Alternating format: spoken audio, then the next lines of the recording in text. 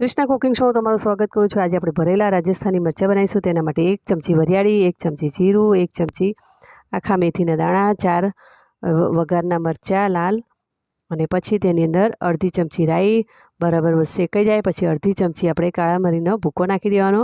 પછી તેને શેકી લેવાનું। શેકાઈ જાય પછી તેને ઠંડુ થાય એટલે તેને ખાંડી લેવાનું। ખંડાઈ જાય એટલે અહીંયા સિંગદાણાનો ભૂકો છે તેની અંદર મસાલો નાખી દેવાનો। પછી ધાણા પાવડર, લાલ મરચું, હળદર, લીલા ધાણા, લીંબુ નીચોઈ લેવાનું।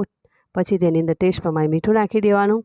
પછી તેમાં 2 થી 3 ચમચી જેટલું તેલ નાખવાનું। 2 થી 3 ચમચી જેટલો ચણાનો લોટ બરાબર મિક્સ કરીને પછી તેની અંદર ભોલા મરચાંની અંદર મસાલો ભરી લેવાનો છે સારી રીતે।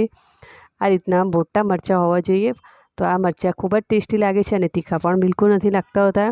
પછી મેં અહીંયા તેલ ગરમ કરવા મૂકી દીધું। તેની અંદર મરચાં ભરેલા નાખી દેવાના છે। તેલ ગરમ થઈ જાય એટલે પછી તેને 2 મિનિટ માટે ઢાંકીને રાખવું। ઢાંકીને ખોલીને ચેક કરી લેવા। સરસ મજાના મરચાં તૈયાર થઈ ગયા। રાજસ્થાની મરચાં તૈયાર।